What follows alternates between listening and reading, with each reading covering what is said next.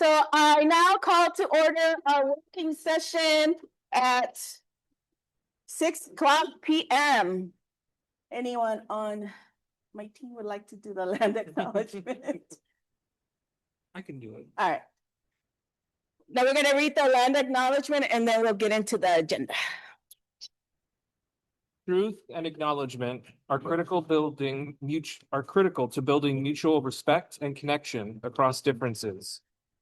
Please take a moment to consider the many legacies of violence, displacement, migration, and settlement that bring us together here today. The Park Rose Board of Education begins this effort by acknowledging that we are gathering on the ancestral and unceded lands of the Chinook, Multnomah, Cathlamet, Clackamas, Cowlitz, Tualatin, Kalapuya, Malala, and many other tribes who made their homes along the Columbia River in the Portland area. We pay respect to their elders past and present. We acknowledge them as the past, current, and future caretakers of this land. Thank you, Josh. Do I hear a motion to approve tonight's meeting agenda? I motion to approve the agenda. Do I hear a second? Second. Any discussion? All those in favor, please signify by saying aye. Aye. Any opposed, say nay. The motion to approve tonight's agenda passes. Public comment procedure. If you wish to submit a public comment online before or during the board meeting, please follow the link to electronic public comment form before reading of the public comments on the agenda. For in-person public comments, please fill out an intent to speak card located on the table. Is it located over there? Right? And hand it out to our board administrative assistant. And so now, welcome everyone. Thank you for being here. This is actually one of my favorite things to do on being on the board and doing recognitions. And so we are going to be recognizing our Bronco and Charger champions. So thank you for being here. Appreciate it. Time to celebrate you.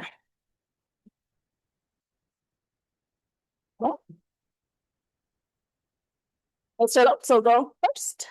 Oh no, am I going first? I'm first. I already forgot. All right, so do we have, oh, by the way, I'm Brenda Rivas, vice chair, our board chair. He is in Maryland celebrating his niece's graduation, so I am filling in for him. Do we have anybody from the middle school MESA team over here? Yeah. All right. If you like, you can stay back there. I won't make you come up here, but if you would like to come up here, you can. Yeah, have them come up. We want to get a picture. Come on up. You guys come on. Yeah.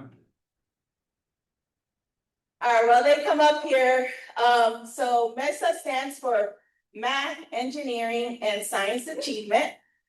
These students spent the past year inventing a project that centers around a community need. They won first place in the state design competition against 36 other schools on May 22nd. What is the name? Team name is KOLD. What does that stand for? Outside.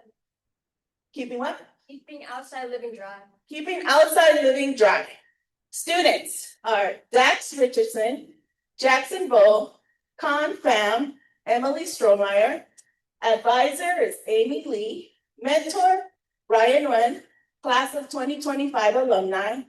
They won with their Project Poncho, which provides built-in cooling and heating and is meant to help build awareness of the impact of climate change on local communities and park roads. They will fly to Maryland to participate in the National MESA competition, June 22nd and 25th. They previously won state MESA competition last year and won third place at nationals in San Diego last year. Woo! That's a great accomplishment. Flying out to represent Oregon at nationals is a massive deal. Before you head to Maryland, what was the most exciting part of this design journey? Anyone want to answer?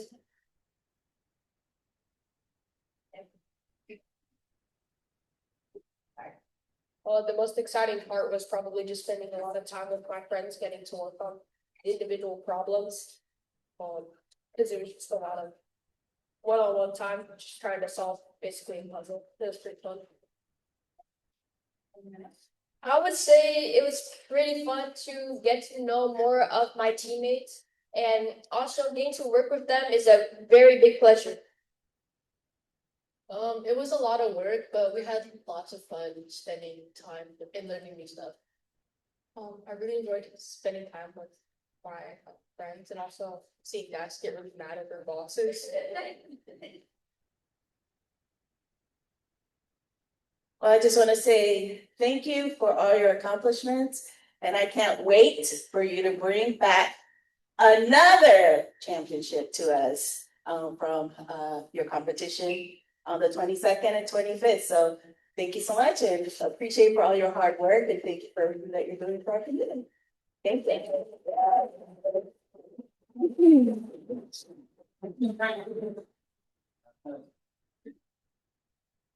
All right, let's say nationals on three. 1, 2, 3. Nationals! Awesome, thank you. And shout out to our alumni that came back and supported our Right. team, so thank you. Now I'll give it over to Mr. Rowe. Okay, next up, we want to celebrate middle school track. So middle school's track had 57 6th, 7th, and 8th grade boys and 56 6th, 7th, and 8th grade girls for a total of 113 Park Rose Middle School students participating in track this season. So that itself is a celebration that many students are checking out track. The team is led by head coach Nick Hobbs and assistant coaches Will Beck and Matthew Yoakum. They are also teachers at the middle school. Terrence Paschal is a parent group volunteer who aided greatly throughout the season. And part of the team's success is not only do our coaches help our student athletes improve over the season, they help guide the kids into the events that they will have the most success in. We also want to extend our sincere appreciation to middle school athletic director Scott Ballou for his exceptional leadership and his behind the scenes work in supporting our student athletes and making this phenomenal sports season possible. The district championship meet was at Sam Barlow High School on May 21st. 16 schools competed in the conference. 7th grade women placed 4th. 8th grade women placed 2nd. 7th grade men placed 1st. And 8th grade men also placed 1st. 6th graders do not compete in district championship, just regular season meets. And Park Rose Middle School placed 1st overall. Let's give them a big round of applause. We're going to call up our representatives from the middle school to come up and individually recognize the students for their amazing feats of athleticism.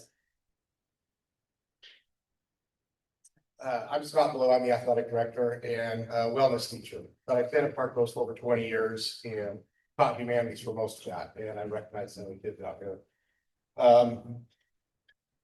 I want to also address the co-op just for a second. We have sports, the middle school going from before season starts with girls 6th, 7th, 8th grade volleyball, cross country, which is a no-cut sport. We have a ton of kids, which helps feed into track at the end of the year. Boys and girls 7th, 8th grade basketball, who also had very successful seasons. And again, as Michael mentioned, there are 17 teams counting Park Rose in the track league. So to come in first in I think in memory, Park Rose has never taken first overall. We've won, like the girls won in like 2013, but we've never taken first, and we've never taken first, second, and first like that. So it's a pretty big accomplishment. And I did the math, and it's like 23% of our student body do just track, not even when we take all the sports together. So how important it is and how we fill the stadiums and the stands. If you guys haven't been to one of the events here at the middle school, it's not like any other middle school around here. We're the only school in our league that doesn't require students to bring their parents to a game. And that's a testament to our admin, our dean, and our security, and the expectations they set for the kids beforehand. Our kids are amazing and supportive. Sometimes they need direction or redirection. They're middle school kids, but it's amazing to come to a home game here. Whether it's in the stand at track, it's like a festival, or here for a basketball game. It's pretty awesome. Will's gonna talk about our champions here. Will's one of our track coaches. Hi, everyone. I recognize some faces too. I'm a sixth grade math and science teacher here at the middle school. And a track coach as well. This is my fourth year doing it, and yeah, we had a really successful season. Track meets are long, and in the spirit of that, the list of accomplishments here is also long, so sit tight. Starting with seventh grade boys, they finished in first place. The relay team that came in first was the 4x2, including Miles Bocchini, Dylan Lopez, Van Tong, and Peter Dong. And there's a big list of other accomplishments here. So we had Caleb Forrester getting first in the 200, second in the 1. Jaleel Smith got first in the high jump, second in the 400, third in the 200. Miles Bocchini, he also placed third in the 800. Ryan Din, sixth in the 800. Oscar Stillwell, second in the 55 hurdles. Maceo Robinson, first in the 200-meter hurdles. Dylan Lopez, a name that you had heard already, he got third in the 55-meter hurdles also, and fifth in the long jump. Van Tong, second in the 200-meter hurdles, and Lindarius Betts, second in the high jumps. Eighth grade boys, they came in first overall as well. Damani Ali, first in the 200, second in the 100, and he was a part of the first place 4x100 relay. Also on that 4x100 relay was Braylon Dickey, cousin of Damani, and Denari Stevens, first in that 4x1, and also DJ Green. More individual awards, we had Hector Luma, first in the 200-meter hurdles, fifth in the discus, sixth in the 100. Braylon got seventh in the 2. Sinai, pretty incredible, ran the 800, the 400, and the 1500, which is pretty hard to do all in one meet. Second in the 800, third in the 400, and third in the 1500. Yeah, just a long day for him. Denari Stevens got sixth in the 200-meter hurdles. And we also had another relay team. It was the 4x200 relay. We had DeWitt, Bain, Denari Stevens also in that, and Braylon Dickey in that, and Hector Loom in that. And then JD Jackson got seventh in the shot put.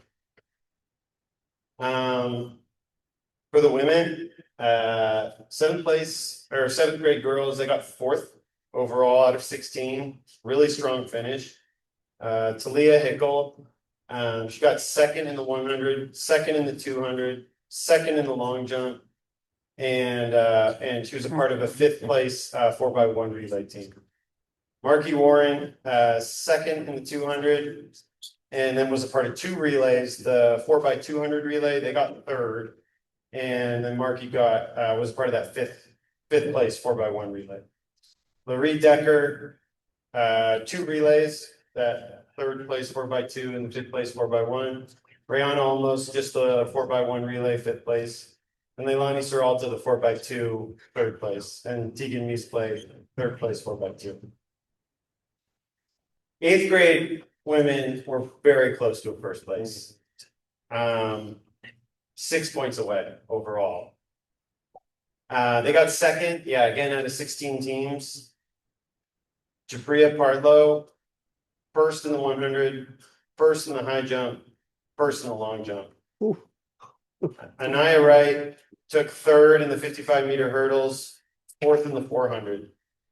Violeta Sucoterina, eighth in the 1500.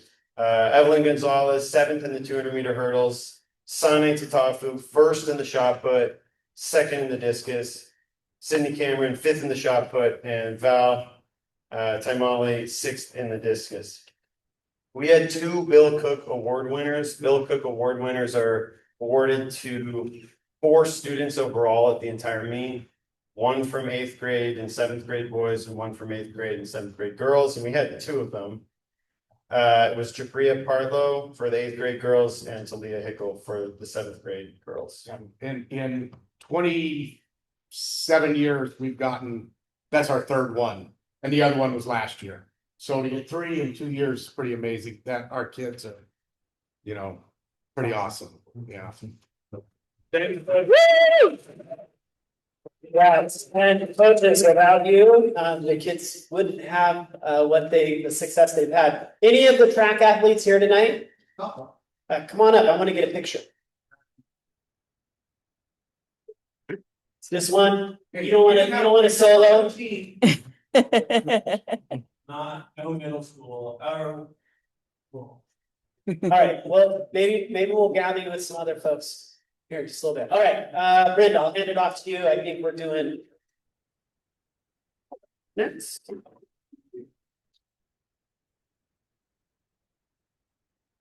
So, Looks like it. all right, so now we're on to celebrating our art students. So any of our art students here tonight?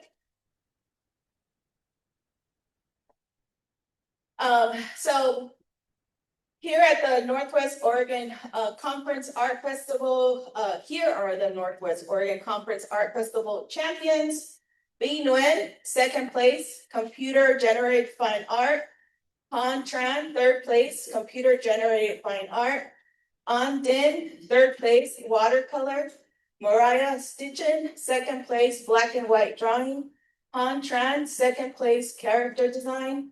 Heidi Nguyen, third place, character design. Javier Samuel, second place, ceramic sculpture, and also third place for ceramic sculpture. Araya Lopez, first place for pottery. And the final, is this the final slide? The final slide here shows the outstanding mural designed and painted by our art students. We're surrounded by so much creative talent. We love to invite the artists of their outstanding teacher. Is Miss Sarah here. not here? Okay, shout out to Sarah. Shout out to Sarah Brennan. Thank you for everything. And then if you go to Park Rose Coffee, you'll able to see the mural there. So thank you to all the art students for all your amazing work. And I'll give it over to Mr. Oates for the music department honors. Thank you. All right, our next shout out goes, do we have any band folks in the audience? All right. So our next shout out goes out to the incredible talent and dedication within our Park Rose High School music department. Our musicians didn't just hit the right notes on the stage this year, they also crushed it in the classroom. Wind Ensemble attended the state competition on May 15th and was 7th overall out of 33 5A bands in the state. They also placed first on the 5A Academic All-State and even tied the first place 6A school, which means they have the best GPA of all bands in the state. That is a huge round of thanks. On top of that, 129 of our students and chaperones traveled to Disneyland over Memorial Weekend for an unforgettable performance marching down Main Street. With enrollment growing every year in both our middle school and high school programs, the future of Park Rose Music is incredibly bright. The kind of success that takes years of steady leadership. So a massive thank you and congratulations goes out in the universe, as I know she's not here tonight, to Kaya Lee, our band director at Park Rose High School. And while our musicians and directors couldn't be with us tonight, we want to make sure they just know how proud we are of our community and their hard work. Let's give them a huge round of applause.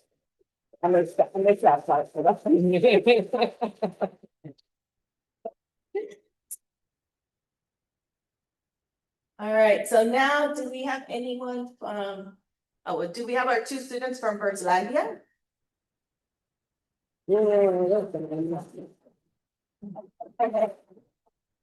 I won't have you come up here. And, all right. Well, Bertzlandia, I've been to a few, so this is amazing to have students from Park Rose there. So I want to congratulate Alana Mitchell, third place Eastside Slam and opening a calibrating poem. And Diana Aspudo Camacho, first place Eastside Slam and fourth place at Bertzlandia. You have used your voices to represent Park Rose brilliantly. And are you sure you don't want to come up here and say anything? Anyone?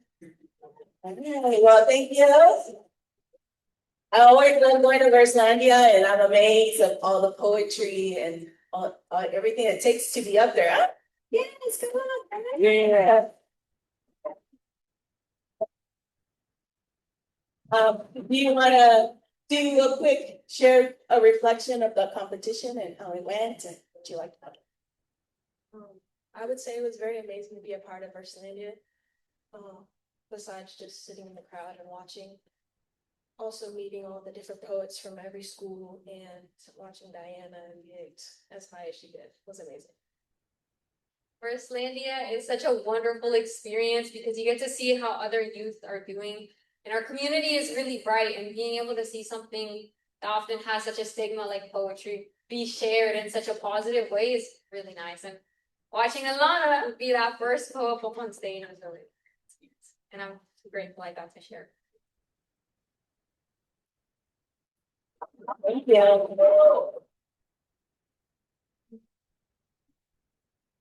Thank you. Thank you.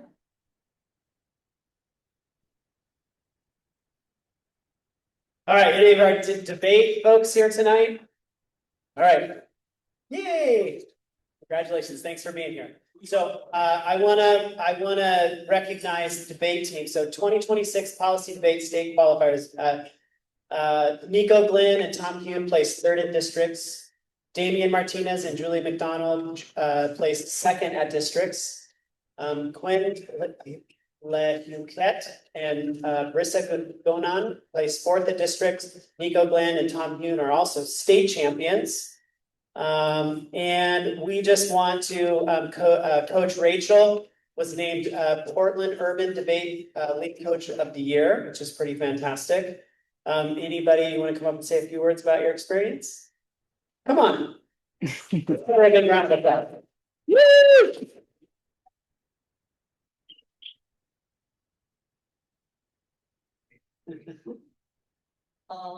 Yeah, I mean, I know none of the rest of them are here, but going to state was a really amazing experience. I got to meet like the speech and debate community is so vast, and there's just so many different kinds of people that you can meet and talk to, and it's just a really cool experience overall.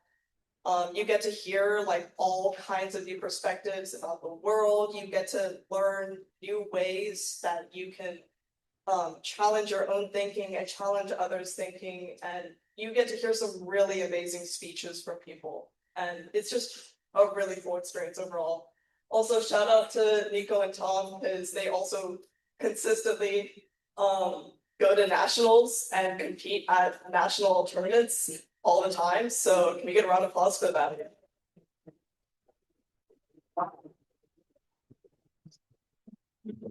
Thank you. You want me to do the next one? Yeah.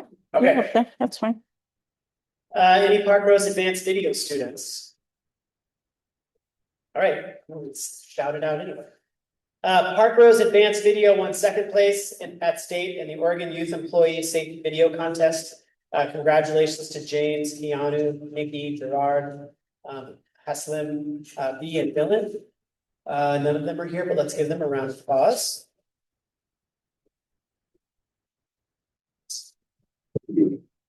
Keep going, you can go.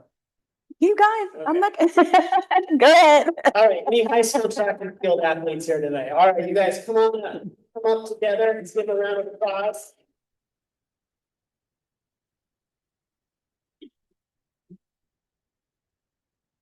So huge congratulations to head coach Steve Sexton and the Park Rose High School track and field team for their incredible dedication and hard work representing the Broncos at the OSAA state championships. Coach Sexton's stellar leadership continues to cultivate a resilient, proud culture where every athlete is driven to reach their highest potential. Is Colonel here? No? How do you spell your same name? Colonel. So Colonel, you broke the school record in the 100 meters at the time of 11.00, previously set in 2017. That was a long time ago. Congratulations. Give him a round of applause for that. Colonel also qualified for the state track and field meet at the 100 meter dash, in walk, second team, long jump, in walk, honorable mention, triple jump, in walk, honorable mention. Is on the next page, there's more. Sael Bell broke the school record with the 200 in a time of 22:43, previously set in 2016. You guys are breaking some old records. Although 2016 doesn't sound like that long ago to me, I know it was a long time ago. You qualified for the state track and field meet, and you were the 200, for the 200 meter dash in walk honorable mention. Let's give Sael a round of applause. Jackson Jones is not here tonight, also a board member. He honorable mention for the shot put. Leo Patton, honorable mention for the javelin. Mackay qualified for the state track and field meet, long jump second place, triple jump fourth place, long jump second team, triple jump honorable mention, triple jump at state seventh place, and long jump at state 11th place. Congratulations, that's good.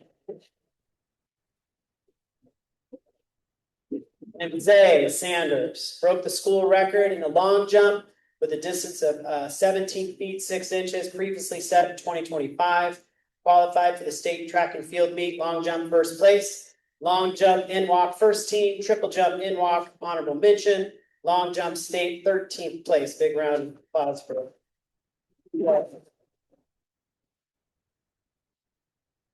All right. Zill's not here. Qualified for state track and field meet, shot put, second place, excuse me, shot put, in walk, second team, discus, in walk, honorable mention, shot put at the state 10th place. Piper Wise. Piper was honorable mention for the triple jump, in walk, and then Janaea. And Janaea received the scholarship program recipient. Competing at the state levels and experience few athletes ever forget. We love to pass it over for track stars and coaches. Just super proud of you guys. Congratulations for the hard work this year. Let's give them a big round of applause.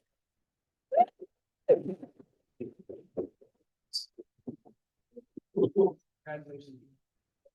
Thank you.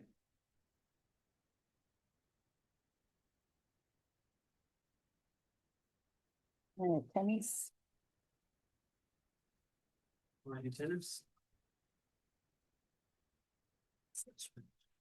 All right, well, now we get to.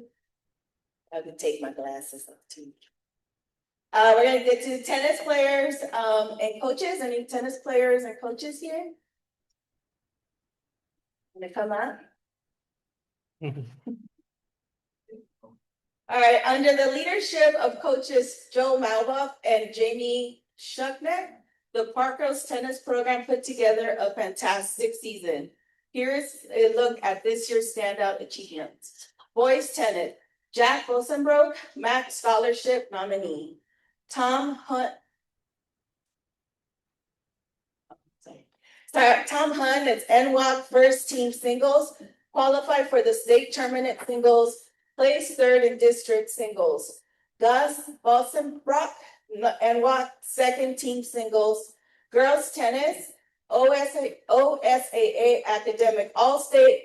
Trina Den, NWAC first team singles, qualified for the state tennis tournament singles, placed second in district singles. And Samara Puripata, NWAC second team singles.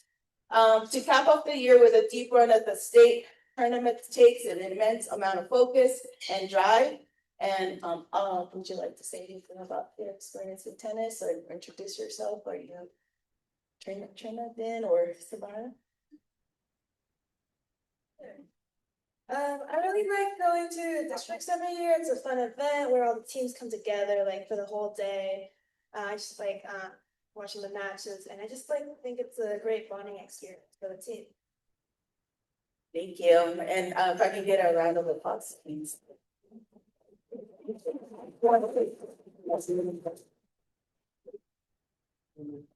Yeah. All right, how about Park Rose Elite Dance Team? We have some folks from the Elite Dance Team here. All right, come on up. Lots of cool recognitions for the dance team. All right. So this very special group has a long list of accomplishments. They include second place at 5A hip hop, second place 5A pom, fourth place 5A drill down Eden Stevens. Congratulations to you. Sixth place 5A drill down Ruby Nunley.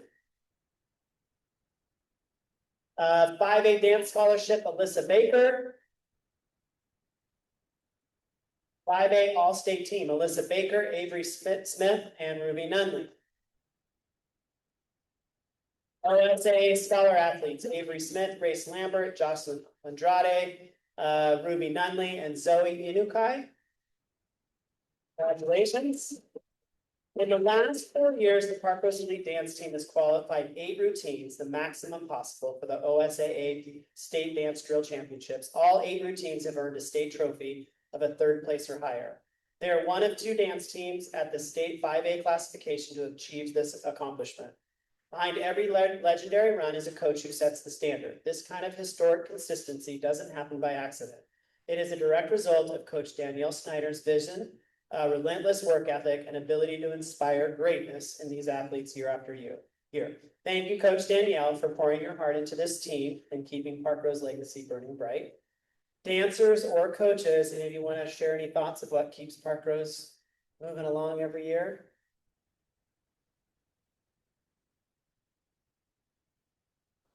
I'm a first year, so I don't have a lot of experience, but I would say just the overall environment and atmosphere of getting to go to practice every day and being surrounded by the most loving teammates and coaches who want you to be successful and have and will give you the drive and give you the encouragement that you need. And that's why we brought home 2 state trophies this year. And just, I don't know, it's just such a loving community. And I feel like being a part of it is really a privilege. Thank you. Andrew, you get a photo? Thank you. Thank you, guys. Let's give them a big round of applause. Coach Danielle is kind of hiding back there. Thank you, Coach Danielle, for all your hard work. I know so much work goes into the support you provide the athletes. Anyone from Unified Basketball here tonight? All right, well, let's give Unified Basketball a round of applause. For the 3rd consecutive year, Bronco Unified Basketball has been crowned state champions. Under the leadership of head coach Jamal Goodlow and assistant coach Julie Sams, the Unified program has become a shining example of inclusion and athletic excellence. Their journey doesn't end at state. The majority of this championship squad will head to Minnesota in June to represent Oregon at the USA Special Olympic Games. The energy at Unified Games is always unmatched, and they've always brought so much heart to the court this year. Just want to say thank you to their hard work and dedication. I think they're taking off here in a couple of weeks for Minnesota, which is super cool. Let's give Unified one more round of applause. And last but not least, boys varsity basketball. You guys, there's lots of you here, so you guys should come up to be recognized. Let's give our state champion boys basketball team a round of applause.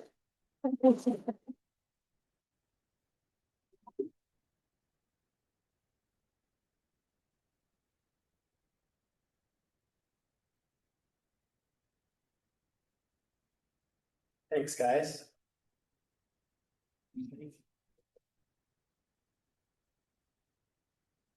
Coach Will, you weren't limping last time I saw you. So sorry. All right, standing before you, you have the 25-26 NWAC League champions and the OSAA 5A state champions. Let's give them a round of applause.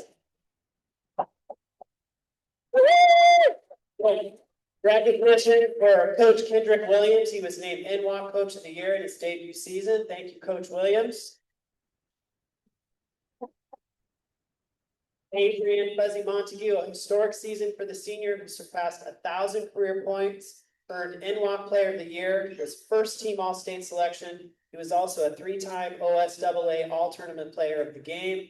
Buzzy, well, way to go, man. All league and all-state honors to Jaden Hall, second team NWAC, third team All-State. Jaden, congratulations. Keon Gates, second team NWAC, third team All-State. Eric Harges, second team NWAC, and Victor Norris, honorable mention NWAC. Congratulations. All tournament recognition, Montague first team, Hall second team, they were both named to the OSAA all tournament teams. Scholar athletes beyond the court, LaDainian Carter and Jack Bossenbrook were also recognized as Max Scholarship nominees. Just want to say, hey guys, you provided a lot of inspiration to our community this year. You got a lot of people behind you. You still have a lot of people behind you. But most importantly, as what I consider myself maybe a former hooper who went on to play in college, the work pays off. The work pays off. You keep up the hard work. Those of you who are going on to college, keep coming back to support us when you can. And Coach, thank you, because I know it takes a lot of hours and time. Just like I said to Coach Danielle, you guys put a lot of work in. For folks who aren't regular coaches, we don't pay our coaches a ton of money. They do this for our kids. They do this for our community, and I'm just deeply grateful for all of you showing up tonight and doing the hard work. And thank you guys for representing Park Rose in a way that's just so special. Appreciate it.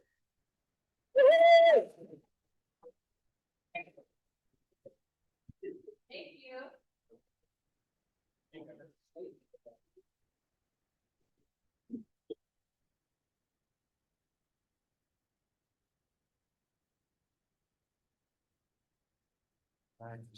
All right, that concludes our recognition, correct, Brenda? Yes. We thank you for coming. Anybody who wants to stay for the official board meeting, you're more than welcome.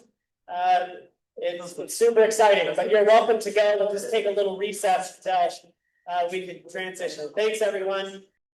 Okay, we're gonna reconvene at 6:42 PM. Next item on our agenda, we have our 2026-2027 student leadership introductions.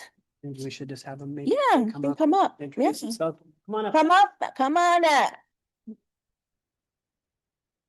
Let's make it official.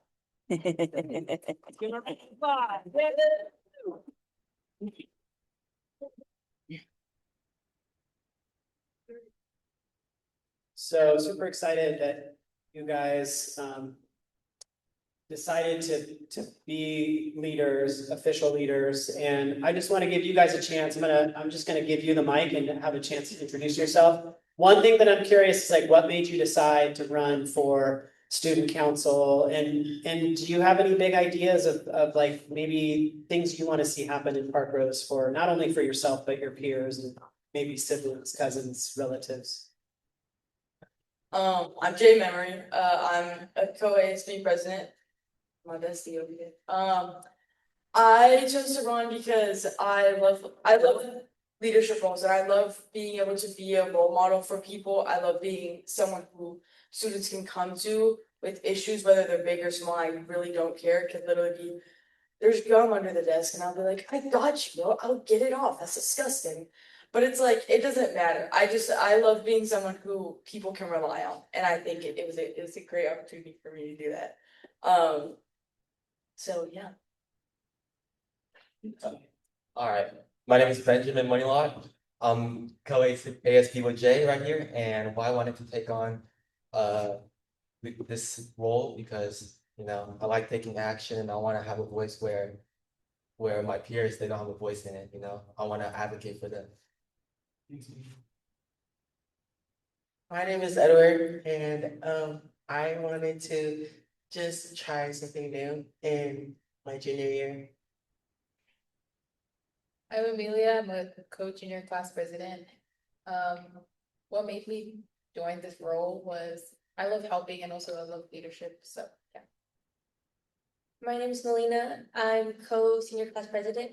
I think I ran for this role as I am very involved in the Park Rose community. I think continuing that at a higher level for being someone that's kind of been everywhere and has seen a lot of sides of the community, being able to have a voice and speak for the people that might not be seen as much is very important. My name is Zelima Naba'a, and I'm a big complainer, so I thought I might as well change some things. If I'm gonna complain, and I want to see more of the community within our school, especially inside the school between each of the students. Well, I first want to say congratulations. I know it takes a little bit of work to run a campaign, and I know the campaign rules were a little tighter and stricter this year. So congratulations on your peers choosing you to be the leaders of the Park Rose Student Council. But also what's unique about your election is that you also become part of this wonderful group of elected adults who help represent the community as a school board. You technically now are my boss because I have one boss, and that is the school board. So I always feel like that students are who I am accountable to. Of course, my official elected leaders who help me lead and support me. But like the most important part of my job is supporting you and hearing those ideas, because there are things that can be better. And I think we want a lot of those same things. The other cool thing is I see like some family names that I know have been in Park Rose for a really long time, which is a beautiful thing. And I'm just really excited for you guys to get started. And we look forward, we will formally in August, and just before school starts, we'll bring you guys back. And I know our school board members want to have like more specific conversations with you about like what it looks like on the school board and what that role is like. So in the meantime, I can hand it off to you, Brenda, to see if there's any specific questions or comments before we go on to our next presentation. So I'm Brenda Rivas. I currently serve as the vice chair. I've been on the board. I think I'm going into my fifth year. And my last year as an elected official, entering my last year as an elected official, still debating whether I'm going to continue again. We'll see. Josh is like, I'm continuing. I was like, I might have to.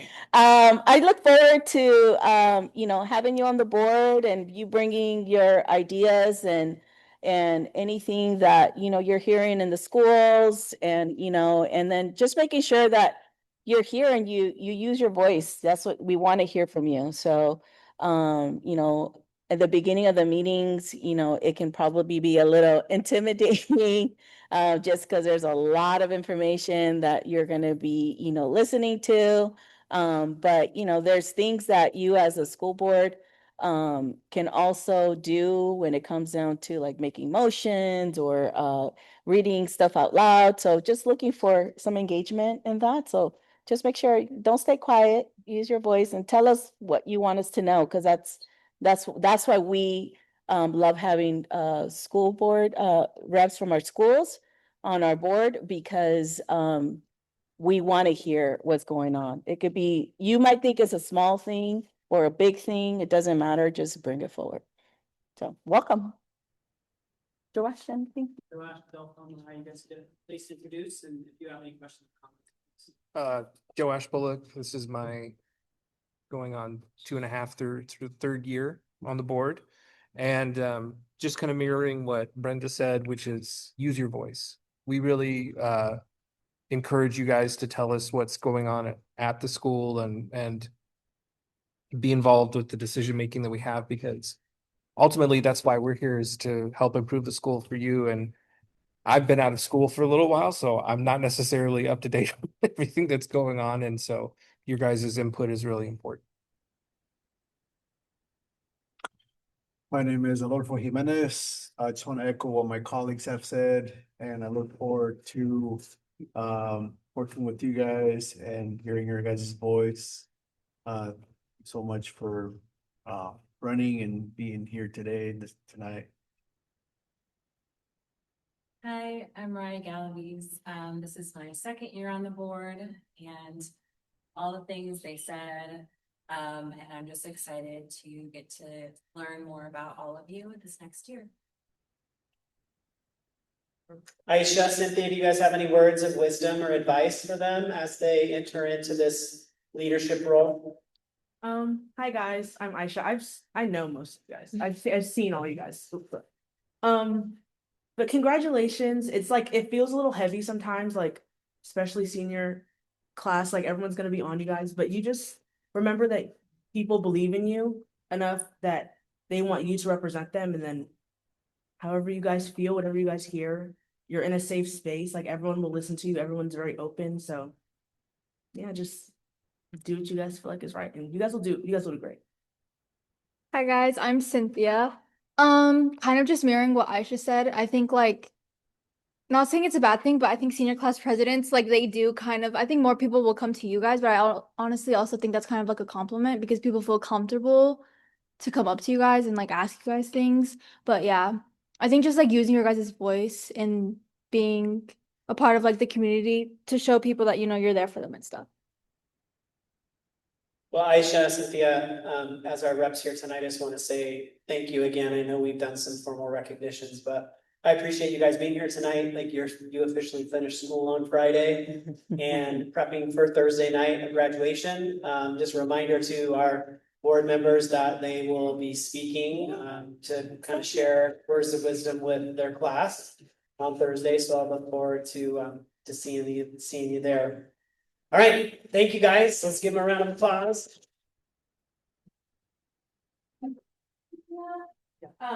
Because it's a better back. All right.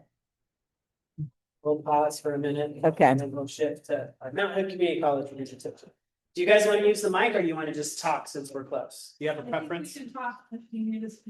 No, I was just using the mic first. I like hearing myself on a microphone now. Yeah, exactly. This will be is this our fourth group of students on the board? Yep. Is it? Okay. So we started this, 4 or 5 years ago. And it's been a great experience, really influential for our board to hear from our students and just appreciate all the work that you guys do. Yep. I would say like from my personal experience, it's been, I feel like it's engaged us as a group really effectively. I think we've been able to address problems that maybe we wouldn't normally be addressing at a board meeting, like through policy. And, I know that I've really appreciated the effort. They are connected, like the student leadership team kind of acts as a senate. I meet with them regularly, but these guys are the core representatives of that group. Yeah. Just these a little bit. We get you on the call. Okay. All right. Next item on the agenda, we have Mount Hood Community College representation. Thank you for being here. Welcome. Well, thank you so much for the opportunity to come back. I think this is our third or fourth visit to kind of share what's going on. And thank you always for the opportunity to come back. I'm Lisa Scari, president of Mount Hood, and I'm joined by my board chair. Hi, good evening. Andrew Spear. I'm the board chair this year, and I've been on the board since 2019. And I'm also an alumni and have family that are alumni. So long connection with the college. So excited to be here. Thank you. And I also live in Park Rose. And I live in Argay, and I have 2 students here at the middle school and 1 heading over to the high school next year. Oh, wow. Great. So we're really pleased to be here tonight to share with you what Mount Hood Community College is kind of been doing this year, kind of where we are, the impact we're having, but also looking ahead to some of the plans we have in the future. We also appreciate, this ongoing relationship with Park Rose School District and appreciate the chance to work together. So just a brief reminder, Mount Hood has been serving this region for nearly 60 years. Founded in 1966, we awarded our first associate degree 2 years later. And since then, our role in the region has just only grown. Today, we serve a very large, diverse region across 3 counties. We operate 3 different campuses and employ over 1,200 dedicated faculty and staff. Last year alone, we awarded 1,500 degrees and certificates, all while keeping tuition affordable at $124 I want to add through our foundation, which has been doing an incredible job garnering the community support. We've awarded over $1 million here in scholarships. So commitment to trying to keep education affordable and create access, they're really helping us.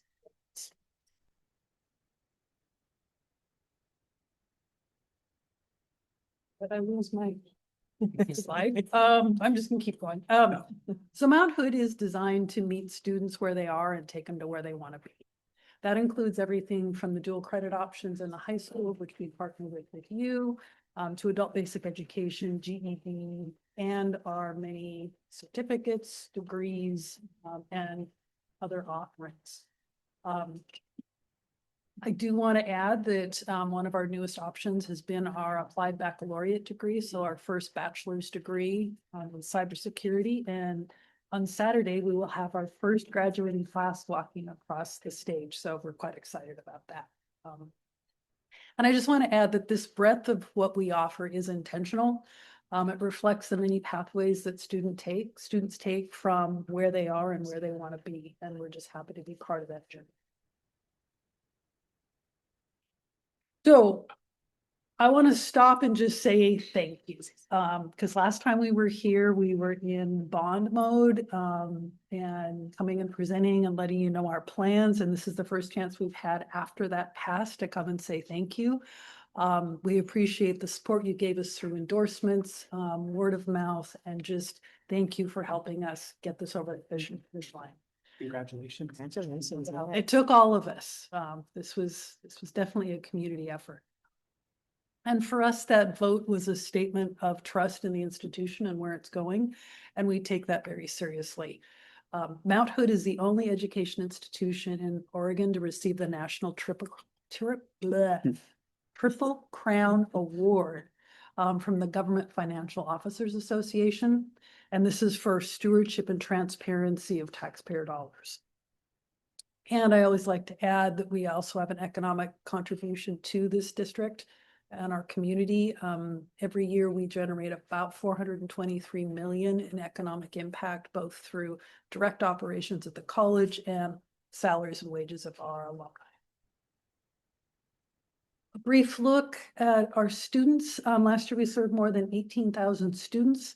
75% of them attend part-time. 65% are first-generation students, and 2/3 of them live right here in our district. In addition, we continue to see a changing in our student demographics, and 40% of our students are students of color.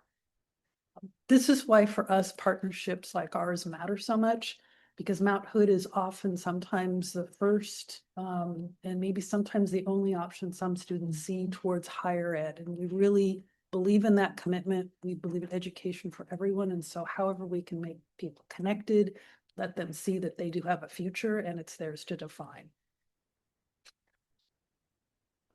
This is always one of my favorite slides. So just showing over the last 6 years what our Park Rose School District connections to Mount Hood have looked like. You'll see that there continues to be strength and consistency with our partnership with you. So we've had, an increasing number, 100, 200 students that are doing dual credit. And again, this is where they're in the high school, taking classes, getting college credit, and not having to pay tuition. And that's important because I did calculated for your students, all of those students just this last year that participated in dual credit, they and their families saved $360,000 1 year alone. So we see that as a benefit to our families and also to the students.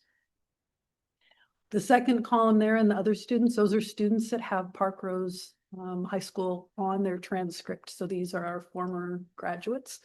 And again, those numbers continue to grow. And they will get bigger by the end of the year because we took these in April.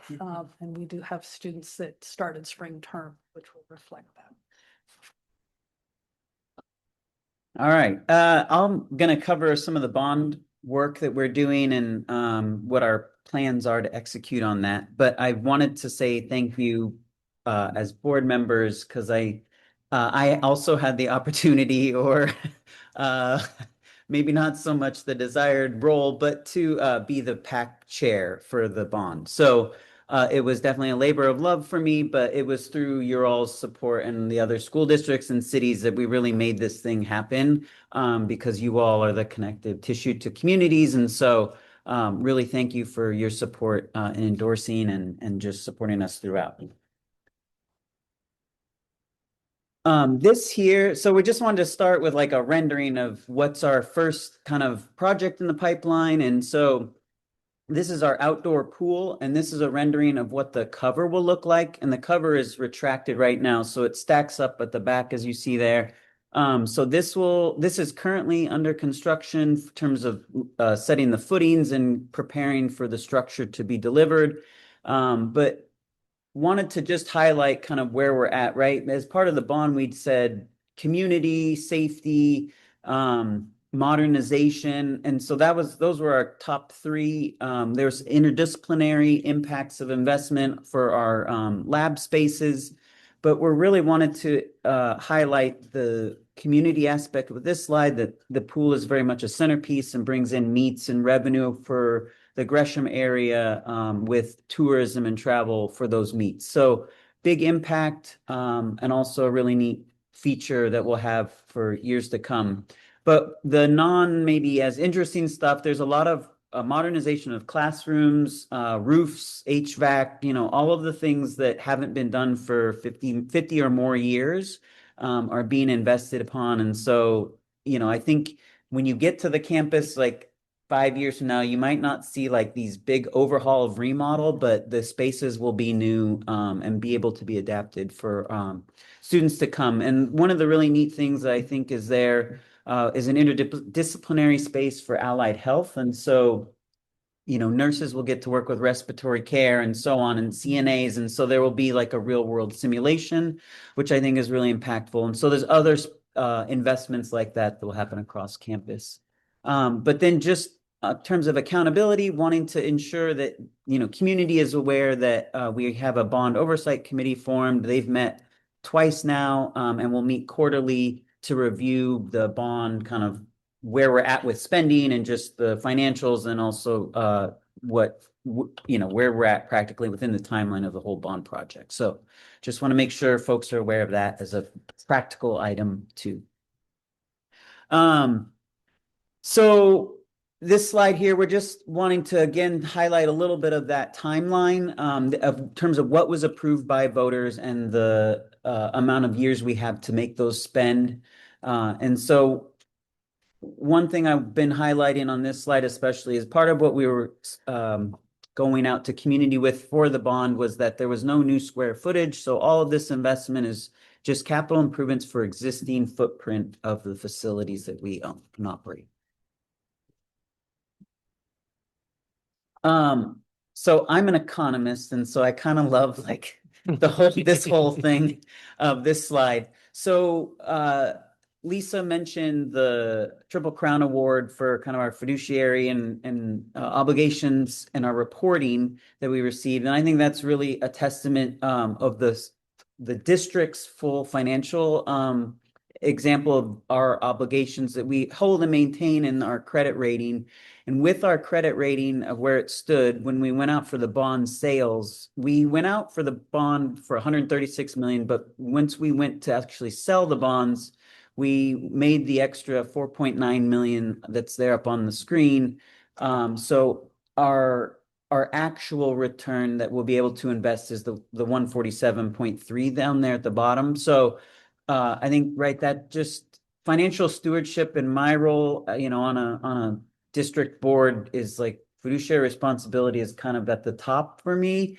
And it's through that work over the past years that we've been able to get here to receive this extra 10.9. So really proud of that work and Lisa's work on the administration's end.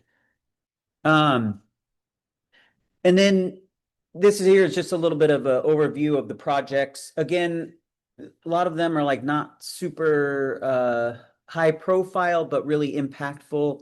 And we've already done some of the work related to paving. So when you go on campus, it looks a little bit tidier and kind of a nicer feel once you're in the parking lot. And then we're working on projects for the spring and summer right now. And so the roof, the last two bullets are kind of underway in planning and development. And then our next 90 days, again, the pool remains kind of top of mind, and I think it's on track for the end of fall or somewhere before winter time. So we've got some events lined up, I think, already, right, as we head into next year. Yeah, into next year. So we're working on getting the pool done first, and then pre-design work. So we've hired contractors we're hiring the general contractor right now and design firms. So that will kick off the hiring of subcontractors, and we're working really hard through the general contractor to be able to hire local contractors across the district. So as a priority.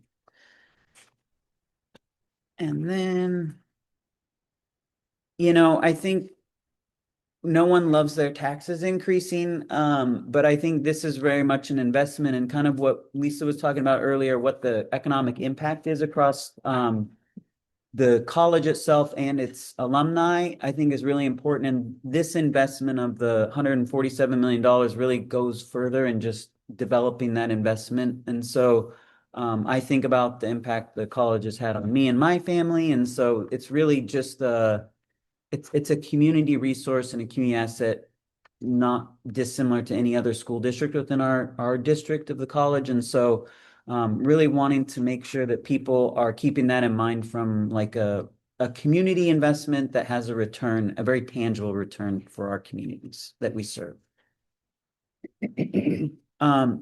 This here is just the bond update website. So we're asking folks to go here. If you're curious about where things stand, we'll have renderings and pictures of the updates of the projects as they go along. So if you would like to track that, that's where you can go. And I'll turn over to Lisa for the last part here. On the bond website, you can also sign up for a newsletter too, so you don't have to always go visit. We'll push you information. So big news next year, we're turning 60. And just some photos. I always think it's fun to go back through and kind of look at some renderings. So Barney is our mascot, the St. Bernard. And here's just a few iterations of Barney's before. We'll have an extra one with our current Barney. But we see our 60th as not just a milestone, but an opportunity to build into the future and do that with our community. It's an opportunity for us to highlight student success currently and of the past, to deepen our relationships and to engage the community and expand awareness of how we can continue to work together and create those pathways from high school to career. Now we'll start our festivities in the fall, kicking off with the beginning of our school year, which is middle to late September, and do things throughout the year, ending with commencement in June. And we want to do this together, right? This college has had an impact on over 1 million students in the time it's been there. Maybe some of you have personally or had family members impacted by the college. We want to try to collect some of those stories. And here's one of my asks. I started with the pictures of Barney. We also know that people may have pictures of maybe if they were students or events or something to do with the college. If you happen to have any or know of a family member that does, it would be wonderful if you could share those so we can start to kind of develop that montage or a collection of photos. Also, if you happen to have a story about the college, maybe something that impacted you personally or something else, we'd love to hear those too. Because again, we want to build kind of this point in time of the college in the past and the current and then into the future, but do it with the community. And so we want those voices included. So if you have those, here is an email address. You can send either photos or just your stories, or, and don't feel like you have to write the whole story out, because you could just give a little blurb and our folks can follow up and get more information. But we hope that you'll partner with us next year, and we'll figure out how we can look forward into the future for both of our collective students. With that, thank you, and we're happy to answer any questions you might have.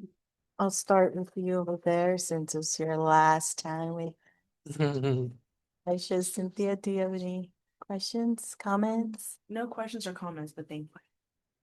No questions, but thank you for being here. Maron? You answered one of my questions, which was around contractors and where those from, so I'm happy to hear that they'll be local, and that's one of the priorities that you all have, so. I appreciate the transparency, for the presentation and the information. I do have a kind of a story that I will be sharing, so I'll be following up on there, share that. And other than that, yeah, no further questions at this time. Josh? No questions, but thank you very much for the information. I also do have a story that I'll be sharing, so. Just want to say thank you. Last year I was there celebrating my son at the graduation, so I also, he doesn't know it, but I'm gonna share his story. I'm gonna ask him.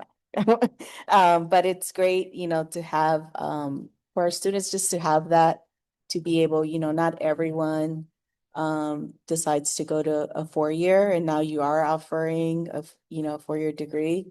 And that's one of the biggest things that I shout out to our students, is that some students always say, I'm only going to a community college. And I'm like, no, you're going to college. You're still getting a degree, whether it's a certification or a associate's degree or bachelor's degree. I was like, you're going to college. So don't make it small because it's a community college. It's still college. It's still an entryway to get you to the next level. Biggest thing, just because I think that's important to let our students know, right? That it's you're going to college, like some people don't get that opportunity. And I just want to say thank you for the partnership too with, the dual credits, because all 3 of my kids were able to take advantage of that. And I, as a parent, enjoy the savings and being able to go into college with already college credits. So that's a big saving. So, and then I'm happy to see the numbers and all the students that are attending from Park Rose. So thank you.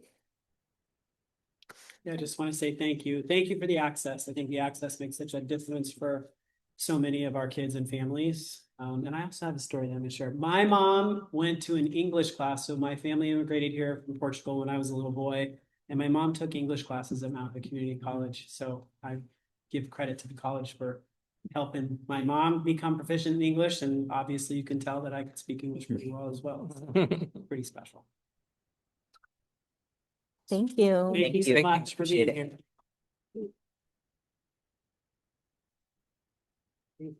Let's see. Oh, yeah. It's okay. Do we need in-person public comments? No. All right, next on the agenda, we have, this part we did, so, next we're gonna break for an executive session. So we're breaking at 7:13 and we'll be back 7:45, maybe a little longer. 7:45. All right, we are back in session at 7:44 p.m. Next on our agenda is our superintendent. And first item is introduction to board policy. So this policy, these policies that are part of the packet is an update and has to do with public meetings, correct?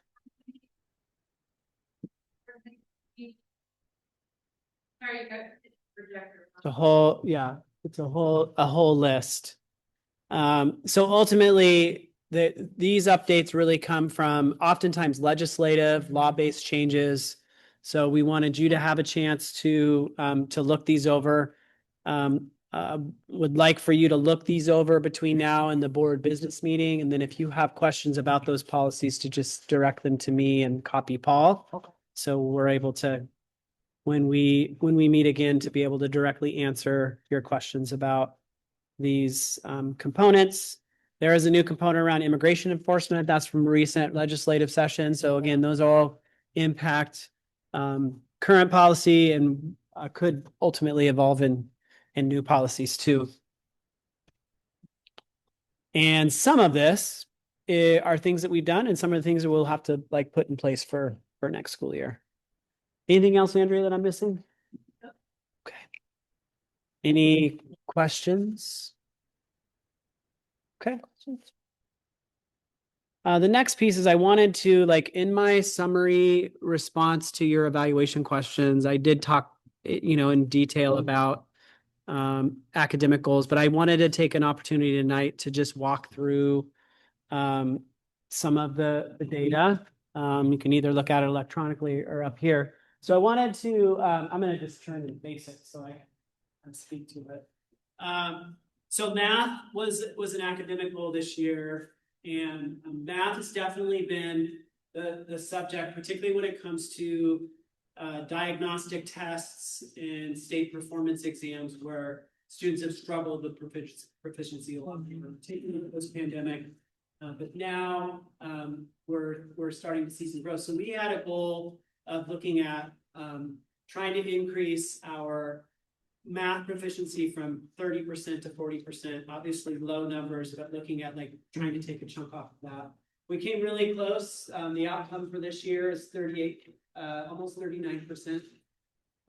We were able to meet a goal of decreasing students who are significantly behind grade level. So the assessment system that we use helps us see like so when you see the 39%, it's not only students who are performing at grade level, but it also includes students who are performing above grade level. And those percentages are climbing. The significantly behind grade level, it also gives us data of students who are more than one grade level behind. So when that term significantly behind grade level, those are any students who are more than one grade level behind. And that's regardless of the grade that they're in. The only place that doesn't measure is with kindergarten and first grade kids, because they're only obviously just starting school. We also had a goal of 90% of students making typical growth. Typical growth is basically looking at like the iReady assessment that students use, and you've heard me talk about that diagnostic tool that we use. That growth is basically looking at like, so Brenda and I took the test at the same time in the fall. It's going to track how we do. And typical growth is a year's growth in a year's time. For a lot of kids, that's great. But for other students, it's not. If you're significantly behind grade level and you're making typical growth and you're 2 grade levels behind, you're just still 2 grade levels behind in the end. So typical growth is an important measure for some students. But for other students, we need to see something that's called what we call stretch growth. That's when students are making 1.5 to 2 years progress in a year's time. But this is an important indicator to look at, like school to school, what's the median rate of typical growth? Meaning like, like you can see with Russell and Sacramento last year, they were at 100%. So like 100% of students were making typical growth, which is a good sign. And you can see like the comparisons from the left side shows last year, the right side shows this year. And you can see like Russell took a dip, Prescott took a bump, Sacramento took a bump, and Shaver took a dip. And then our overall progress to annual typical growth grew by 7 points. But again, when I'm evaluating and talking to principals about academic results, I'm getting down into the nitty gritties of like what's happened here with these median growth rates. If you can scroll up just a little bit, Andrea. I'm sorry, I always say scroll up, I mean scroll down. So you look at school math proficiency rates. I think one of the important, dilemmas that I really highlighted for me this year is that when our students come back in the fall, this is another narrative when we talk to our legislators about summer funding. our scores, as you can see across that middle line there, school math proficiency rates from fall 25 to spring of 26. Our kids come back and you can see like some schools, took some bumps this year, but the proficiency rates in the early fall when they come back to school are exceptionally low. And it's the same for elementary all the way through middle school. So the kids, while making really big gains, they're starting from really, really low points. So there is definitely a slide of lack of experience and opportunities to respond to kind of mathematical problems, mathematical work, because that time from June to the time they take the diagnostic, and that's usually like end of September, we're usually giving that diagnostic tool at the beginning of the school year to see like, hey, where are you at? What do you know? And even kids who are at grade level oftentimes will slide. So it really highlights, one, more instructional time is definitely an important part of that. But also less time between the time kids get out of school and the time that they're back in school. Like our kids are really, really struggling with that. While you see some really good gains, and you see like one school like Shaver didn't have as much, didn't gain as much to kind of the level where we want to see, but Sacramento had a 37-point game. That's really impressive. And average gain of about 30% district-wide. And then you can see like the decreases. And again, those numbers are big. The number of kids who are showing on an assessment that they're significantly behind grade level is it's in a couple of the schools' cases, Shaver and Prescott, almost half the student population, right? And granted, that goes down significantly, and you can see the bigger decreases that occurred. But again, there's something fundamental there that we need to look at in terms of like where are kids losing track, and we know that time is impacting them. The more time they have away from math opportunities, the more impact there is, and the higher number of kids that are behind in mathematics. So we had a total decrease of 20% who are significantly behind grade level, but still that's a 1/5 of our student body who are requiring a lot of additional support. So again, when we talk about resources, we talk about specific support for math departments, thinking about the middle school and high school, that, that's really going to be important moving forward, because again, if we're going to be held accountable to like obviously raising these proficiency rates, decreasing the number of kids who are significantly behind, I do think when districts are in these positions, you have to like really focus resources, which has been my point around summer funding. Like if you're saying like, granted, we can all see this and understand like, yeah, there's a lot of work to be done. And why this wouldn't be the #1 priority in determining. I'm not saying that we're the only district where we have students who are behind, but we definitely are showing this trend, and the state has the same data. They see where our kids are starting and where they're finishing, which I think there's a lot to be said about the instruction that's happening during the school year. But if we want to see the rates that we really feel like we should see, which was like 80-90% meeting those proficiency standards, I do think that there are practices that we're implementing that I think are making a big difference. But I also think that there are additional supports that we're lacking. That more importantly, that you can see that in general, we're pretty good about a year's growth in a year's time. But like we can't afford that type of growth. We actually have to have growth that's 1.5 to 2 years growth. And it's particularly impactful here at this age at the middle school. Because middle school students really, by the time they've reached 6th grade, they have developed a positive or negative attitude about mathematics. And that then influences what kind of classes they want to take from the time, even if they're an advanced 8th grade student, they want to go across the street to the high school and take math classes over there. Great number in terms of like the number of kids, considering that we have well over 200 kids taking dual credit classes, which that number is almost our whole senior class. So kids acquiring credit is great. But my concern about mathematics and science is that you have less kids who are engaging in those upper level classes. So less likely to be dual enrollment and less likely to thinking that they could be in a field. So it's great that our STEM group up here for the middle school, because that's really special. That this is the 3rd year in a row that we won the state championship for Mesa, which is really great. More opportunities like that, I think, engage kids in the day-to-day math, which can be really helpful. Oh, you can scroll down just a little bit. Next is reading proficiency levels. So more marked improvement here, like we've grown more in reading than we have in math. And there's definitely been efforts to do that. You can see that when you're the 104%, 112% essentially means that like we're beyond the median in our comparison group. So like our kids start in the same place as other kids in the country, they're gaining more. So we're building traction over time and we're gaining more. But good news, like I think at the middle school level this year, the 6th grade kids in reading made over 200% from the median. So they again, that just gives you indicators of more and more kids making more than a year's growth in a year's time.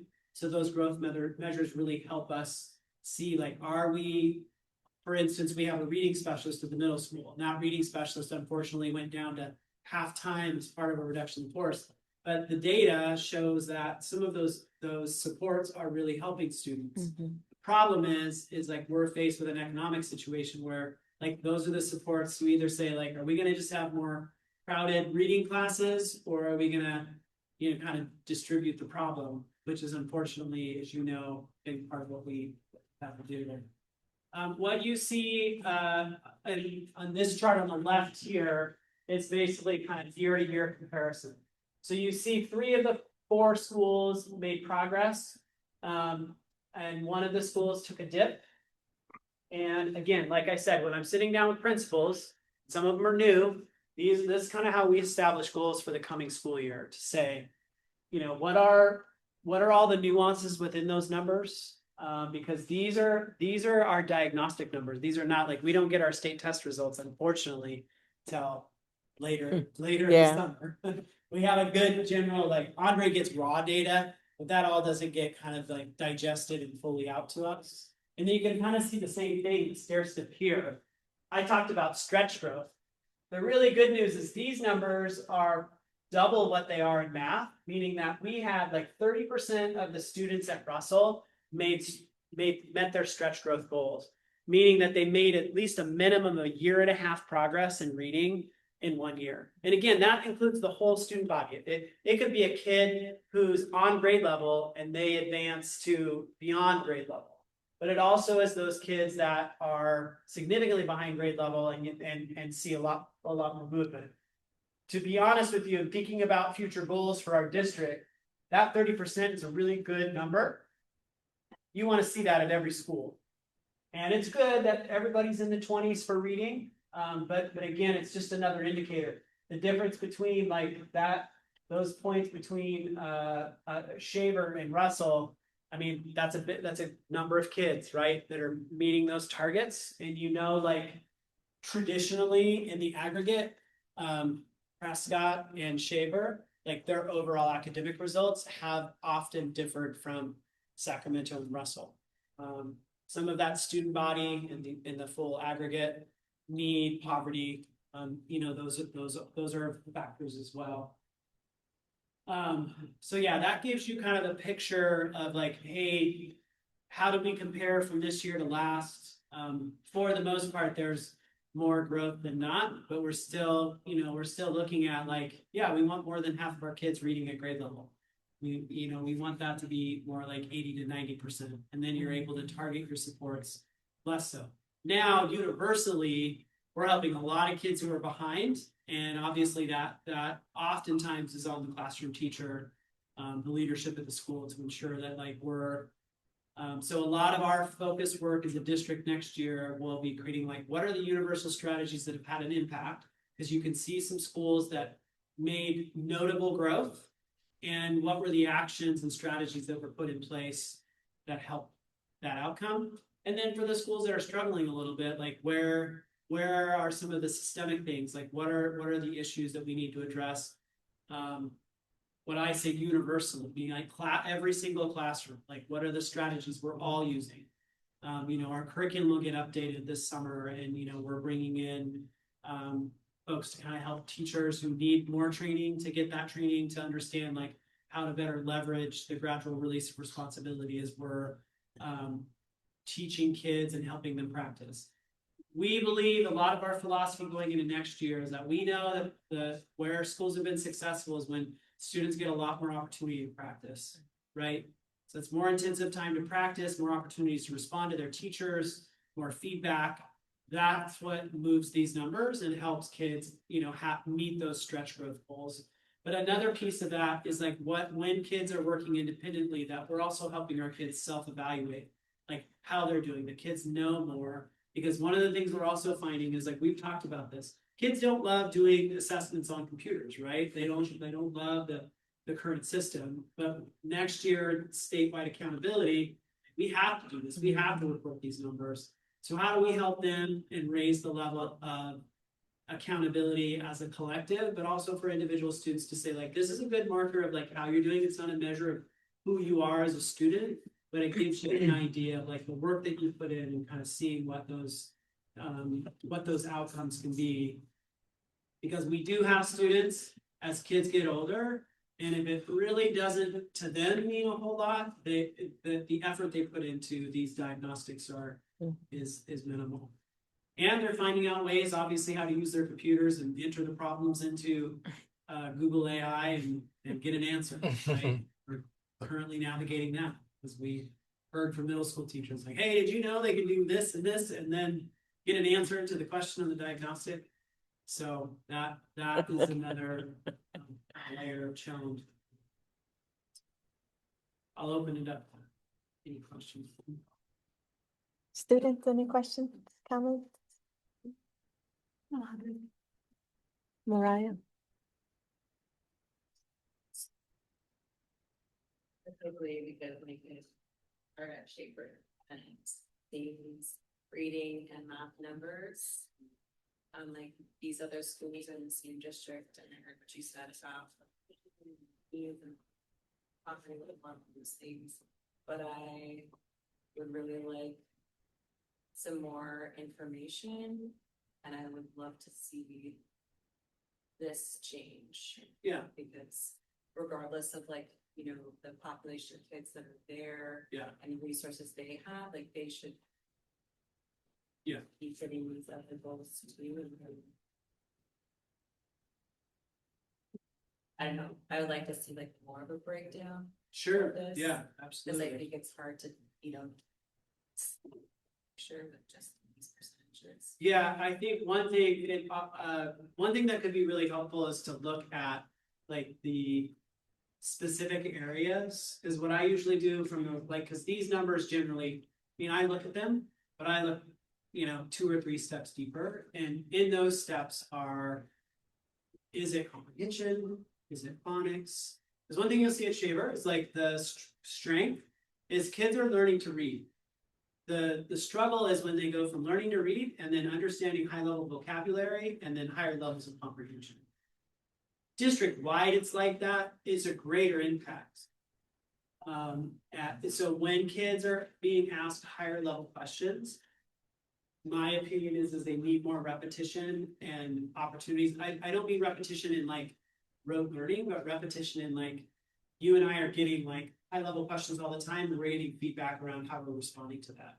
Because a lot of kids in our district over time have struggled with that jump from learning to read to kind of reading to learn and understanding how to take a high level text and then kind of break that down. And on a diagnostic test, as you know, like you're gonna get like some are like short little responses, and that ability to respond is really critical. And then the other pieces too, like some of it's multiple choice. So like, are you able to delineate what the answer is kind of based on the contextual clues that you've learned? And to me, that would be from, by the time kids are getting to mid-2nd grade all the way to 5th grade, that they're getting a lot more practice. And frankly, that's the conversation I'm having with Jessica, and then having that with her broader team of like because what we've done in the past, in my opinion, is we've kind of followed a medical. We've looked at all the kids that are behind grade level and we said, we're going to designate certain people to fix this problem for kids, which is why you see reading specialists in school, which I love reading specialists. I think they play an instrumental role in the school. But what is more important is what's happening every single day in the classroom with that grade level curriculum. And what does that practice look like for students? particularly for students who are struggling, because if we're just pulling them out and saying like, hey, we're gonna help you learn to read, what happens is we work on those real concrete technical skills, and then they struggle, like, then we just kind of throw them in the pool and say like, hey, you did pretty good with dog paddle, but they're just like, they're treading water, right? So you could sit with them and they'd read to you and you'd be like, okay, they can do some literal comprehension, but you can see like the practice. And I think the key for any school, Shaver being one of them, is that there's clear efficacy, which to me is just like teachers, grade level to grade level, are providing the same opportunities and ensuring that kids are getting lots of repetitions. Just like if I'm in band and, you know, like Miss Jessica here is not having me practice enough, right? Like I'm not gonna get much better at playing the clarinet or playing the trumpet unless I'm getting that practice every single day. And I think that's really the emphasis. So I'm happy to, at our business meeting, kind of come back and just show you some of the inner details. And if you want to go even further, I'm happy to sit down and share that with you as well. Any questions? Yeah, no questions at this time. Josh? No questions at this time, but thanks for the additional context. Sure. I'm also kind of like where Marianne's at, like, just wanna try to understand, like you said, getting into deeper of like, what are we gonna do to be, like you said, the first one's Russell, right? Like Yes. 30% is a good metric to be at, but like, what, you know, like, and I know we're gonna talk about this, but what is our plan to try to get them there? And then also with math, right? So it's like, and I understand like the differences in demographics and all that, but but internally, like, what are we gonna do to try to get our students Yeah. to that level? And also, the new, you know, now that we're having to project the new law that's in Yes. place, like what are they holding us to as well, right? I know it's an unfunded, you know, Yeah. mandate and all that, so it's like, and it's not just for that reason, but also it's just like I know that they expect us to be at a certain place, and so like, what's the plan to be able to get all our schools to that level Yeah. of Yeah. comprehension? And like you said, I understand like the repetitive of it. But yeah, I just want to Yeah. hear like, I want to think hear. It's a fundamental issue. The issue I've always struggled with is that, you know, from the time kids start school, in the aggregate, the gap, and it's true for certain schools, the gap is wider, right? So you're having to close this gap in a period of time that, you know, frankly, it feels like elementary school could be a long time, but you know, 5 years is you have to really be able to, I mean, I don't disagree with the governor and the state to say like, we need more instructional times. Like, yeah, that would be a huge advantage to our kids. Actually, it'd be a huge advantage, and an important part that for me would say, yeah, we're going to ensure that like for the students who are most behind, we're going to provide specific supports for them. So but our goal, like, our expectations shouldn't be different from one school to the next. It's Right. like, oh, you guys have this.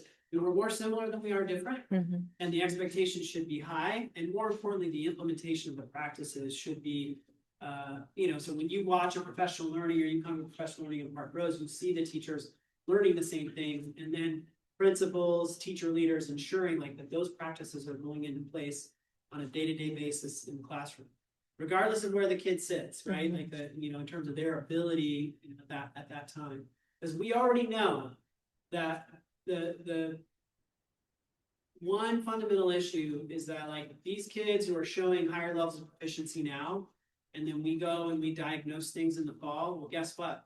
You see a slide, right? And that slide to me is just they aren't getting the experiences, right? If I'm a struggling reader and I'm not reading over the summer, you're gonna slide in comprehension skills in particular, because those are more advanced language skills that, you know, like learning English as a kid, like unless if I didn't have a mom, frankly, that spoke English and learned English, I wouldn't be probably speaking proficient English right now, right? Because it's constantly talking to me.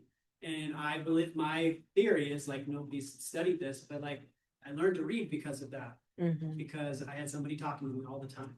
And I started looking at books, reading books and doing those things. I feel like it's I wish it were that simple. But I do think it would be good to, you know, kind of in terms of like when we talk about retreat planning, to talk to you about some of the systemic things that we're trying to put in place that will bring these scores up, but more importantly, provide a more consistent experience for kids year after year, so that by the time they get to the middle school, they're better prepared to be in those English classes, those humanities classes where they're having to do higher levels of work. Do you think that, because I know, I mean, I saw the differences between my kids and stuff when there was a point where I couldn't take them to preschool anymore because I didn't have anyone to help me. Because, do you think that, are you seeing a difference now that we have preschools at the school? Like kids are coming in with, Yeah. you I know, think that would be good data, you know, like on Andre. like our knows, kindergartners are difference. coming in with a little more. Our current third graders are kids who were enrolled in, like kids that were in preschool. You know, it would be great if we had a data system that was more aligned to that. Yeah. What we can do is do the research and say, what is the cohort of preschool kids? And the difference between in terms of that percentage of kids who are at grade level, regardless of their school, just say like, had preschool experience in Park Rose, and here's how they've done as a third grade cohort. Because it'll be the first official year, but it's also the year you can better measure those more comprehensive skills. Because if you looked, and I could break this down for you, Mariah, to see like K2 proficiency compared to like 3-5 proficiency, a lot of our rates of proficiency go down when kids hit third grade. And it is because they're like more deeply measured in, can you read this passage? And can you evaluate the text and tell me what you think is going to happen? Can you predict? Can you literally say, you know, who the main character is? And those are the parts where we start to see the stumbling. And the irony is that a lot of the focus has been around the routines and procedures to help kids learn to read. And I actually think that's one area that Park Rose has gotten really good. And when you look at the phonics results and phonetic awareness, that's where kids can look at a letter and say, that's T, it makes a test sound. I think we have shown a lot of strengths. And the main reason for that is because we put practices in place to say, like, you need to spend this much time every day doing this. Here's how you give. And you can give kids opportunities to respond, because you can like, it's more attuned to like oral response. You're in a small group, you know, like, let's look at the T, let's sound it out. But when you get into those comprehension strategies, it's more dynamic and frankly requires consistency on the teacher's part and practice and resilience, because you are going to have kids who are struggling to access levels of text, but it's doable. I think the other thing that I was thinking about too was like, what are some of the, and we don't have to get into it today, but what are some of the barriers that our teachers are having to deal with when it comes down to like, you know, discipline and all, because I know all that plays a part every day in their day to day, right? So it's like, how much time are they having to spend their time focusing on that then affects their instructional time? And so, because you just hear about like the kids are coming in with a key variant, right? However, there are, you know, there are perfect solutions, but there are antidotes, meaning that strategies, ways to group kids, you know, particularly thinking about these levels where how do we as a district even look at personnel and ensure we're placing teachers in the right places that can leverage, because the really, really good, and frankly, like when you look at reading proficiency and math proficiency in elementary schools, just in general, in the aggregate, you always see higher reading scores. And one of the number one reasons why is because teachers are more comfortable teaching reading than they are math. They themselves maybe had an affect around mathematics. But you can also see the difference of teachers who love math, because we have lots of teachers who love math. And you can see the results in that individual classroom and say, like, you know, like, you could look at like your child's grade level and say like, and really even like, you know, that's the level that we can get down to. I mean, and I'm, again, standardized test scores aren't everything. Right. But when you're an instructional leader, you see that and you see some of the differences like growth. And there are classrooms in our district where like, you know, and if you were a parent, you would know, like, that's a special feature. The goal is like, we need to assure that like, at least 3 years of those 5 years are solid, you know, like, that's what the research says. It's a kid that needs a really good instruction for 3 years in those first years of school. Because if that variable, especially for kids like Park Rose kids, that variable is really, you know, that much more risky. We can't survive on mediocre teaching. Yeah. Unfortunately. Lots of districts can, but ours can't. Yeah. We have to have like exceptional teachers, exceptional professional learning, and like you said, ways to navigate some of the barriers that do come with, you know, teaching a public school class of 25 kids. Because, you know, like those intensive needs are that much greater, and the people who are attending them, they're people that are working in the classroom. They don't have, you know, but there are as many or more bright examples than there are like, okay, there's some work here. Sacramento's kindergarten, really worried about that group, that total group this year, but they performed really well academically. So what was it that the team at Sacramento did that made such a difference? Or like the kindergarten kids at Shaver, super solid, like tons of growth, really high proficiency rates. So it's like, you know, understanding that there's little islands within a school, like this is really good. We should be learning from them about how to continue that second grade, third grade, because the fortunate thing that we have is that we have really, really exceptional educators in every school. It's just like, how do you build a system where efficacy is like the most important thing? Because the results with efficacy, meaning like you and I, we don't teach exactly the same, but you and I are making sure we put the same like level of expectation, same level of practice. And like, then our results as teachers would be more similar than they would different. And that, for those who do it really well, they definitely outpace those who struggle. Sure. Thank you. You're welcome. Any other questions or comments? Okay, so I'll bring another layer, and then we can look at that. And I can kind of put our heads together and be like, what would be some things to show? And then it'll probably be good to just, we can sit down and talk too. All right. All right, what's next? The next item on the agenda is retreat planning. So fortunately, we have begun meeting our new student reps tonight. So I like one part of the retreat to be you guys just having a chance to get to know each other. Okay. To commit to that kind of relational time. And then I do think that the reason I show you this data this time of year is then I want to kind of come back together. And there are some technical things we want to talk about. Like we want to talk about public complaints and like what were some of the burdens the board felt this year that we want to discuss. So I think those would be things that, you know, like there are particular things that you want to be sure that we're talking about, that like we should bring that up tonight. Make sure that Andrea has this on the agenda at our business meeting. But priority for me would be the focus of building relationship with our new student board members. And the other priority would be to give you a deeper background around kind of some of the initiatives to like move this universal work around how do we go about like increasing these academic scores, and more importantly, creating a more equitable experience for students across the spectrum from the time they start preschool to the time they get to high school, and how we do that with limited resources. So that systems piece will be important to you all, helping develop goals for the year. And I want to give you some context of like, here's what we're going to be working on. So that you can say like, well, it would make sense to say like, we should look at math outcomes again, or we should look at these growth rates for reading and proficiency rates.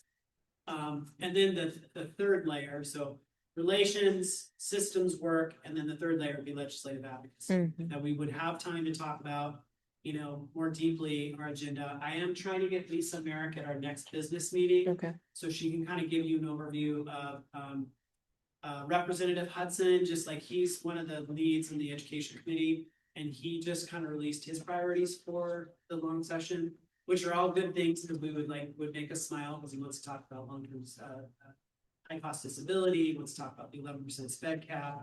But he also wants to talk about some systemic changes that he's hoping to see, because I think a big part of my emphasis in lobbying is going to be around like, unless you change things like kids have the ability to opt out of testing. So like 11th graders don't raise their hand to take the state test. Right. Why would they? We made it a choice in 2015. I believe like if we're going to be measured and that's like how we get money and that's what I'm expected to be accountable to you for, then I think every kid should have to take the test. Because we are a district that will suffer from kids who opt out. But guess who opts out? Parents who are knowledgeable enough to say like, I don't want my kid taking the standardized test. I feel like my kid's doing fine.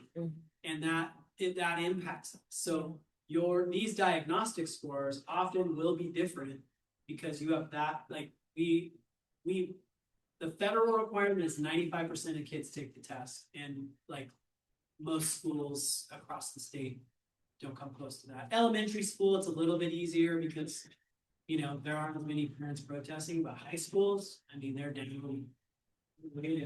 It's just not that many kids are taking the test. So I do want to talk about in the legislative advocacy, like what's the funding part we want to talk about and what are the systems parts we want to talk about? Because I feel like you guys are more advanced board members and you'll be able to speak, I think, in a way that maybe other board members won't. So that will probably be a full agenda for other treatment. But I'm open, like if there are specific things that you guys can bring up tonight, I'm happy to hear those out, and I can, Andrea, I can definitely present a draft to you all, and then maybe we can kind of just start working on some of the details. If there are any technical things you want to be sure come up, like as policy changes that you see tonight are probably going to be the bulk of what we want to address as we start school. We'll see if more comes out around instructional time. That's going to be something that involves a little bit more, whether we need to be. I think that just keeping our budget in mind, even for our own budget, just maybe talking about you know, when our fall conference is coming up, you know, looking at it from that perspective of like, yeah, we usually all go, but do we need to think about maybe all of us don't go, or who can attend? And then you know, same thing with our students, like you know, we have 6, but maybe, you know, of course we always want to offer it to everyone, but like we're just in a place where we just have to be budget conscious as well. So I would think I would want to, you know, I don't know how you feel about that, like having a discussion about our budget, especially because I know that, I mean, we still want to be able to celebrate, you know, our staff and stuff. And so like that takes a big chunk of our budget as well. So, and then also, you know, with our, you know, paying our students. And so just want to be more conscious of like that piece. So that maybe could we be could just something where discuss that. You all can create guidelines around professional learning where it's like, okay, conference comes, we're going to select one person, right? And that's kind of a rotation. We want to offer one slot to a student, one to, because we're doing the same thing. Like we won't see a lot of our staff going to, you know, there are some that are kind of required, but most aren't. And frankly, like we reduced our professional learning budget, and we won't. And then also then prioritizing what are the things within the board budget that we want to make sure that we're focusing. Yeah.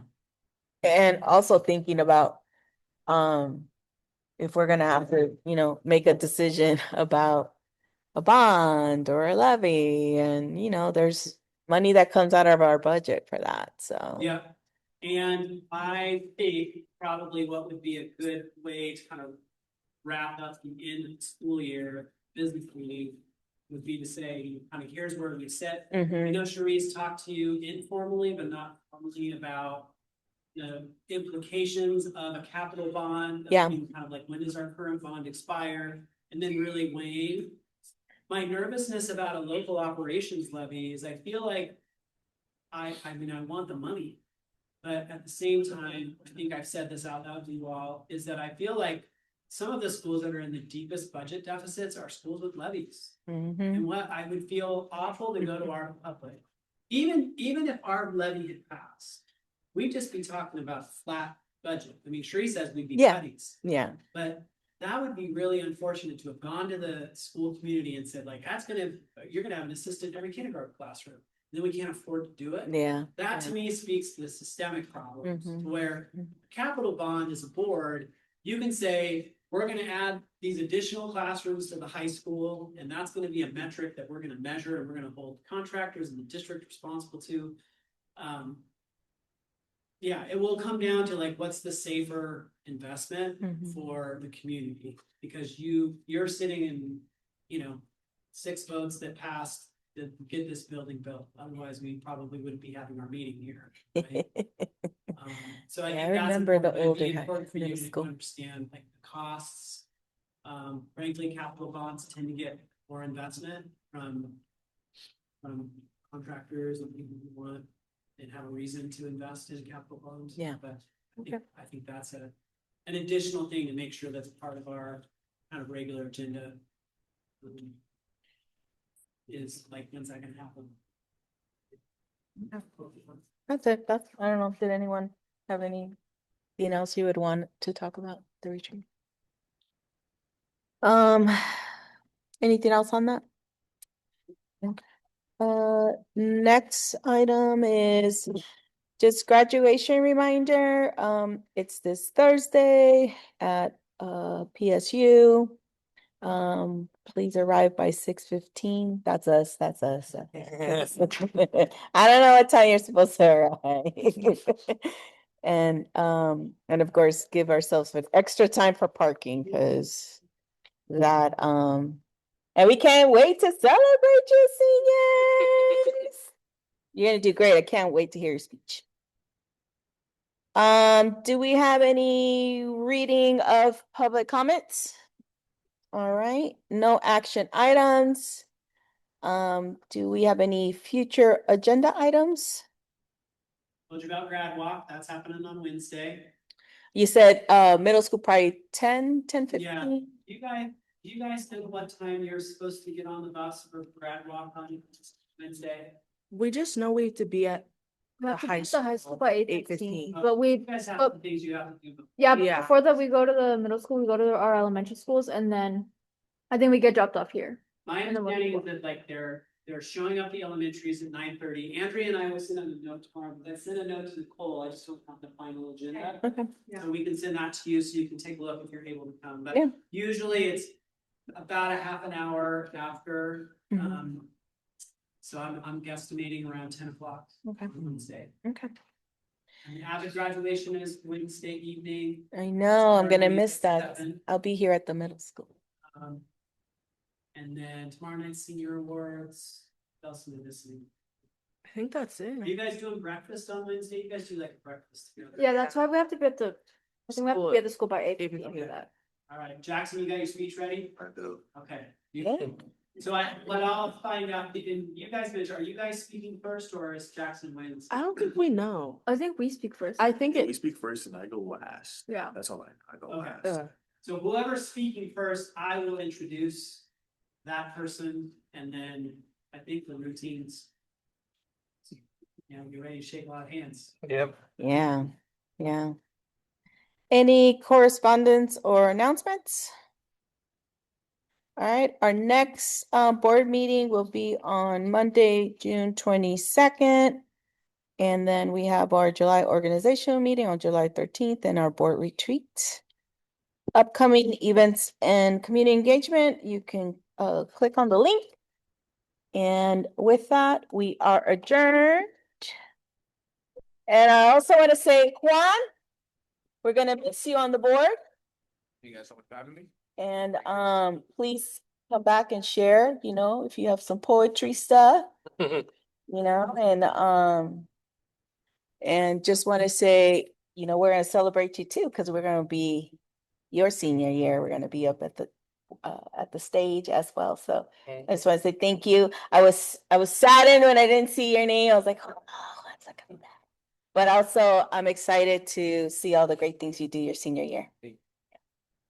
And seniors, officially your last board meeting.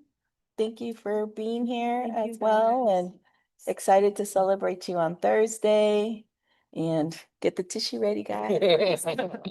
And excited to hear your speeches. Yeah. And also keep in mind, just like in life in general, as you head off into the world, like you need references. Yeah. You need like support, you know, you've got a whole group of people here that can help you. Yeah. Get that. And just be safe out there in your next journey. Have fun, but be safe. And like I said, don't let people take you off course. Stay focused.